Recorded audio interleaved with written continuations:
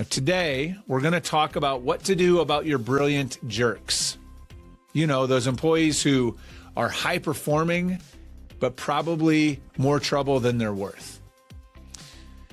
And I got to thinking about this actually a couple weeks ago. My oldest son is in his 20s. He is going to school and he's working at a restaurant. And the reality is he's at that point where he's seeing the finish line. He's been working in the restaurant business for a long time and he's burnt out. He's ready for it to be over, but he's not quite to where he can quit. And so he came home one day and he was sort of telling me this story about something that he had done at work and sort of an injustice that he thought had happened, something, you know, the managers had made some kind of change to a process that he did not appreciate.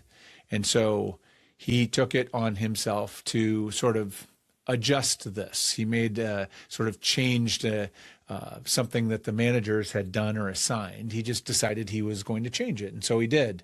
And this caused the managers to, of course, not be very happy. And there was, you know, kind of a freak out. And then he got really indignant and angry about this. And here's the thing is he's an exceptional employee for them. He is their best server. He is their most reliable server. He's been with them a long time. Historically, he's had a great relationship and they have loved him, but, you know, as he's telling me the story, I was listening to this and I said, Dylan, I think you might be becoming what we call in my business, the brilliant jerk. And I said, you need to be really careful.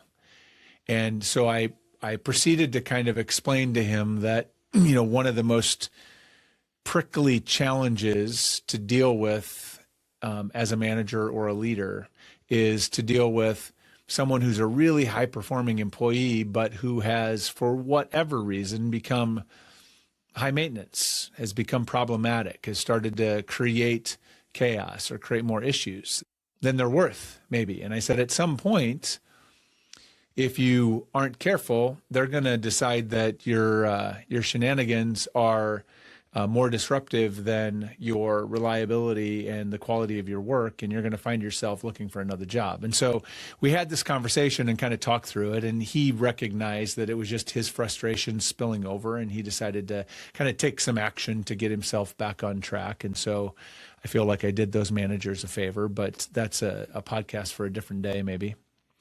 But it got me thinking about this because this is a topic that I think is one of the most, like I said, one of the most challenging topics or one of the most challenging issues for the CEOs that I have worked with over the years. Like almost universally, this is something that they have struggled with. You know, they have this brilliant jerk, and they're not sure quite what to do with them, and generally end up regretting how they handle it in the end. And here's the problem with brilliant jerks. This is what makes this complicated, is that usually it's an individual within your organization or on your team who is legitimately a high performer, right? It might be your very best salesperson. It might be someone who's leading a team or a project team that has produced really great work in the past. It might be someone on your senior leadership team, right? These are sometimes the most challenging.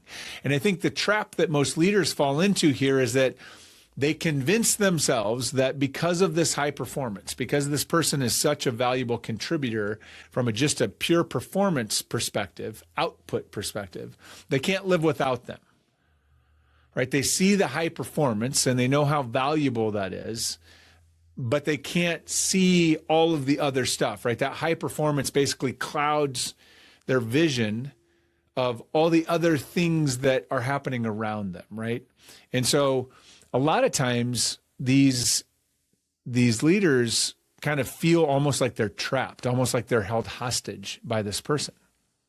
Now, when you dig below the surface, you know, we know, because if you've worked with one of these people, and almost everyone has, the reality is that these brilliant jerks, sure, they produce a ton of performance, but there's oftentimes so much damage being done around them, or, noise, drama, chaos, all kinds of things, that they've become really expensive in different ways. And so I think this is particularly true. And the ones that I think, CEOs that I have worked with struggle with the most is when these are executive leaders, right? These are senior leaders that sit at the big table, and maybe they've been around for a while, and they have, like I said, they've led teams that have produced some great performance, or maybe they've been there for some, kind of big moments where they really showed up. But now they've become a brilliant jerk, right? They're creating issues. And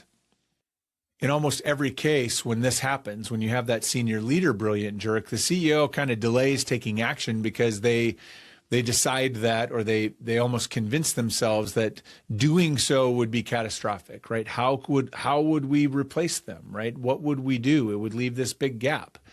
But then once they finally take action, which is usually the person exiting the organization in one way or another, they then sort of only after they're gone, they feel like they can see all that damage, right? That's when it becomes visible. And usually there's a lot of damage, right? There's a lot more than they even thought, because that damage is hard to see. It's also hard to quantify while it's happening, because, brilliant jerks tend to be really disruptive to a team.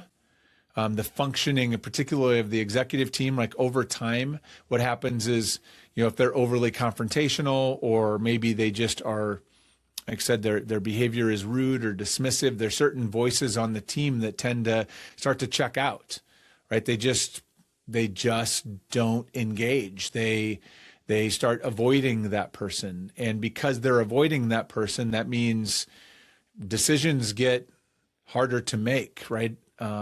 Decisions slow down at that level, which has pretty important ripple effects on the organization. Your ability to move quickly slows down because you've got some dysfunction at the top of the team. And it looks like team dysfunction when in actuality, it's one person kind of creating that chaos that's disrupting the team.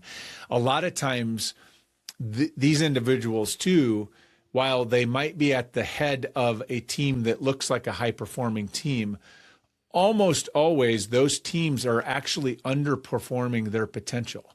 They've got this really great team, and this isn't always the case, but it's often the case that once that leader is out of the way, there's leaders underneath that will elevate, and then the whole team kind of elevates once that behavior is removed, because they're having to absorb all of that behavior and disruption. And so that often, once that decision is made, sort of, instead of it disrupting the team actually rises to sort of beyond even the level of performance in the past, because now they don't have that noise and interference at the top.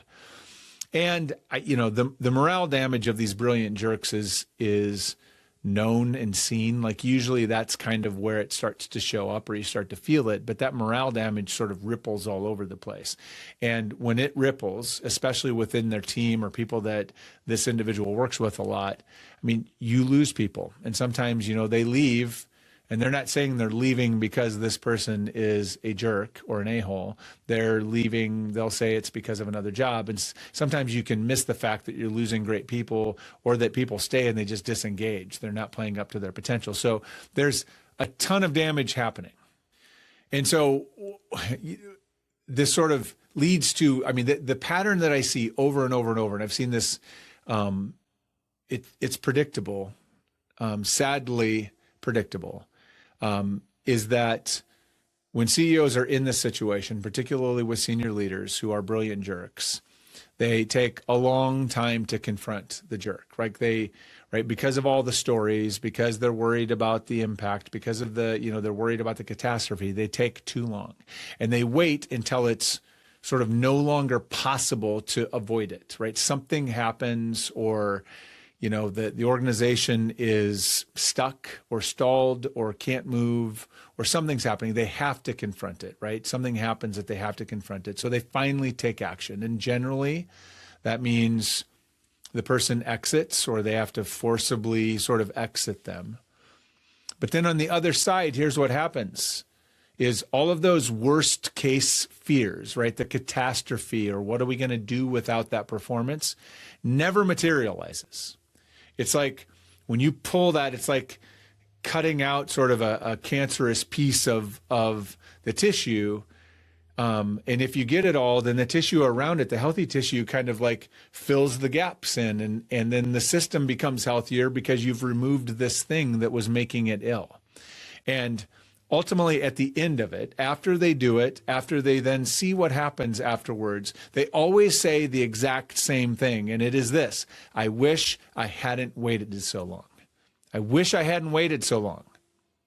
Every time. So if you have a brilliant jerk on your team, in your organization, the most important thing you can do is take action now. Do something about it to confront it, because all of that cost is happening, whether you can see it or whether you might be unwillingly sort of not seeing, or sort of willingly, I guess, not seeing it, leaving it in your blind spot because it is uncomfortable to deal with. But that's your job, right? That's why you have the role you have. And so here's what you do. It's pretty straightforward. The first thing, and I think this is an important step to not skip over, is to really take a minute to get clear about what exactly it is that's sort of making them a jerk. Like, what is the impact? What's the behavior? How are they showing up that's causing issues? Like, do some investigation to get really clear on that, so that because you need to be able to see that. Because then the next step is you need to confront that behavior, and that's having the conversation. It's going to be an awkward conversation. It's going to be an uncomfortable conversation, but you need to confront the behavior directly, and you need to be very clear. This is why you have to do step one about the specific behavior that's problematic. You have to be very clear about setting expectations for how you expect that behavior to change. Those expectations need to be in writing.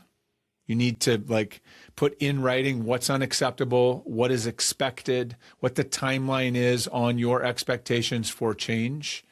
You might, and I'm making a big assumption here, that you've had some conversations with them in the past, right? That generally these brilliant jerks, this sort of happens over time, and you've probably tried to have some different conversations and were hopeful that some things would change.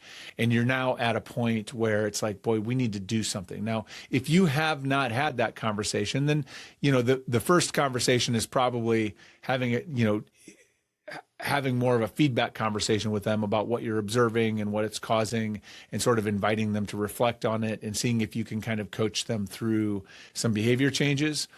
I'm assuming that you've done that if you're at the point that you're taking these actions.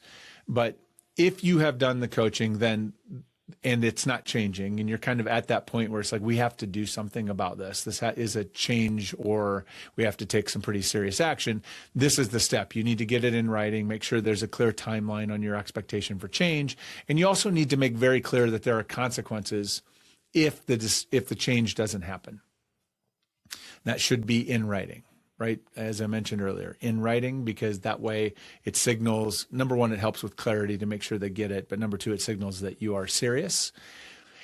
And then I think it's see what happens, right? Watch the behavior. And if you don't see some pretty significant, immediate signals that the behavior is going to change, then you need to take some action, right? Give them a dignified exit, invite them to go have a restart or a start over someplace else, because maybe, who knows what's going on or why they've ended up here. But if they're not willing to change, then it's time for action. And I know this sounds hard and it sounds unpleasant, and both of those things may very well be true, but it's also maybe one of the most important things that you can do to really lead your organization forward towards accelerated growth. Because, like I said, the ripple effects of these brilliant jerks are often, like I said, they're just hard to see and quantify. And you'll see it very clearly after they're gone. You'll start to hear about it. You'll start to notice it. And part of the way that you'll notice it is that the organization will accelerate. It's kind of like flooding oxygen back into the room, right? Everybody feels energy. Everybody feels like, oh, it's finally over, is often the feeling that happens. And so I guess the last thing I would say is that when you think about this, part of the reason you put it off is sort of like, I can deal with this, right? You think about this as, you're the CEO, you're the leader. It's like, you can deal with this. You'll keep trying to manage it. But what you're forgetting is that if you are struggling with them and you're their boss, imagine how much struggle someone, the people that report to them or the people that have to work with them regularly are likely having, and they have no leverage, right? They're probably on their best behavior with you. Imagine what might be happening to them. Do it for them, right? They are counting on you to do something. They're waiting for you to do something, right? Take action for them. They will thank you for it with their performance. So that's what I had for you today. That's how you deal with your brilliant jerks. And then hopefully you can avoid hiring them in the future, but that's sometimes unavoidable. So when you get one, don't avoid it. Take action right away. Don't let it linger.